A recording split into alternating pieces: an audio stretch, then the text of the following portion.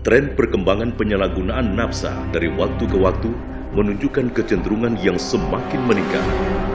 Berawal dari rasa keprihatinan akan hal itulah, maka pada tahun 1971, Bapak Ali Sadikin almarhum, Dr. Herman Susilo, dan Profesor Dr. Kusumanto Setionegoro memprakarsai didirikannya Drug Dependence Unit atau DDU dan diresmikan pada tanggal 12 April 1972 bertempat di Kompleks Rumah Sakit Fatmawati, Jakarta. Pada tahun 1974, DDU berganti nama menjadi Lembaga Ketergantungan Obat atau LKO, dan di tahun 1978 statusnya meningkat menjadi Rumah Sakit Ketergantungan Obat atau RSKO.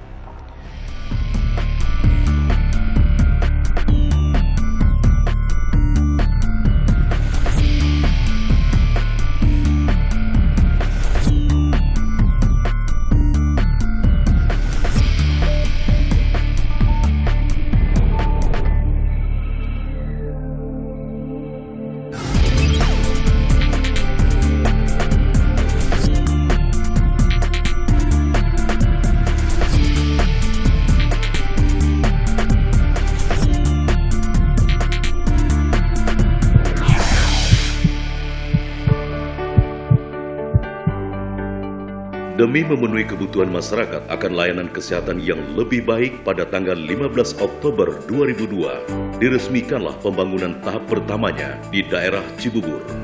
RSKO Cibubur adalah satu-satunya rumah sakit resmi pemerintah yang khusus melayani masalah gangguan yang berhubungan dengan zat atau GBZ. Saat ini RSKO beralamat di Jalan Lapangan Tembak nomor 75 Cibubur, Jakarta Timur, di atas lahan seluas 15.204 meter persegi. Visi RSKO adalah sebagai pusat layanan dan kajian nasional maupun regional dalam masalah gangguan yang berhubungan dengan zat atau GBZ. Sedangkan misi RSKO adalah melaksanakan upaya preventif, promotif, kuratif, dan rehabilitatif dalam bidang gangguan yang berhubungan dengan zat atau GBZ dan penyakit terkait, serta memberikan pelayanan kesehatan bagi masyarakat umum, melaksanakan pendidikan dan pelatihan bagi tenaga profesi serta masyarakat umum dalam bidang GBZ, melaksanakan penelitian dan pengembangan dalam bidang GBZ. Fasilitas yang dimiliki RSKO antara lain poli umum, poli jiwa, poli nafsa, poli saraf, poli paru, poli gigi dan mulut, poli penyakit dalam, poli kulit dan kelamin, poli kebidanan dan kandungan. Program terapi rumatan metadon atau PTRM merupakan salah satu program terapi bagi pengguna heroin. Program yang mulai dilaksanakan sejak tahun 2003 ini bersifat rumatan, di mana pasien diberikan metadon sebagai pengganti heroin dan secara bertahap dikurangi takarannya. RSKO memberikan metadon kepada residen.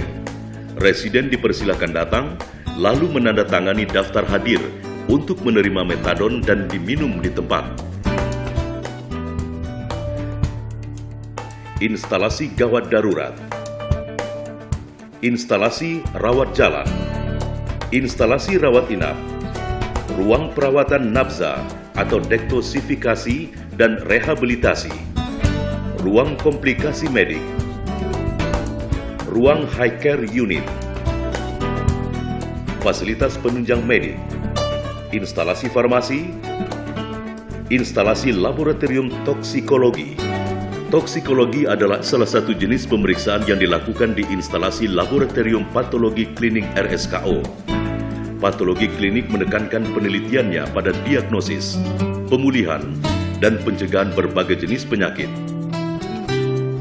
Secara umum, pemeriksaan suatu penyakit dideteksi berdasarkan perubahan berbagai jenis proses biokimia yang berlangsung di dalam tubuh pasien.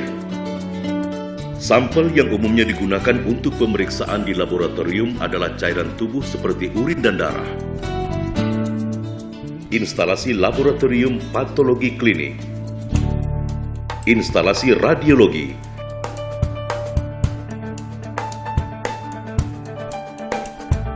instalasi rehabilitasi medik. Selain menjalani program pemulihan pasien, juga diberikan banyak kegiatan positif seperti olahraga, seni musik, seni lukis, konseling, dan pendekatan secara rohani. Instalasi pemulasaraan jenazah. Secara rutin, RSKO mengadakan kegiatan-kegiatan seperti seminar, pemberian informasi pada keluarga pasien, menerbitkan buletin RSKO, dan masih banyak kegiatan lainnya. Sesuai dengan Undang-Undang Nomor 35 Tahun 2009 tentang narkotika, RSKO sebagai instansi penerima wajib lapor. RSKO bisa melakukan screening nafsa di rumah sakit maupun on-site atau pemeriksaan di tempat. Dalam rangka menciptakan Green Hospital, RSKO berperan aktif dalam melestarikan lingkungan dari pencemaran limbah air dari rumah sakit dengan membuat pengolahan limbah air pembuangan atau water treatment sebelum akhirnya dibuang ke sungai di sekitar rumah sakit. Pengolahan air limbah melalui IPAL atau instalasi pengolahan air limbah ini tidak mengakibatkan penurunan kualitas lingkungan. Terbukti dengan masih adanya ikan-ikan yang hidup di saluran pembuangan tersebut. Hal ini mengindikasikan air dari hasil pengolahan tersebut aman dan bersih bagi lingkungan. RSKO mendapat julukan rumah sakit yang bersih, sehat, dan asri. Menangani masalah penyalahgunaan nafsa bukanlah perkara mudah. Namun RSKO yakin dan mampu memberikan pelayanan kesehatan nafsa maupun umum secara profesional. Berdasarkan hal ini, RSKO terus meningkatkan layanan kesehatannya dengan menambah kapasitas layanan dan meningkatkan kemampuan SDM-nya. Dengan tenaga medis yang profesional di bidangnya, juga dilengkapi dengan fasilitas dan sarana yang memadai, visi dan misi RSKO akan dapat tercapai. RSKO terus berupaya tak kenal lelah dan pantang menyerah dalam peran sertanya bagi penanganan masalah penyalahgunaan nafsa di Indonesia untuk masa sekarang dan di masa yang akan datang.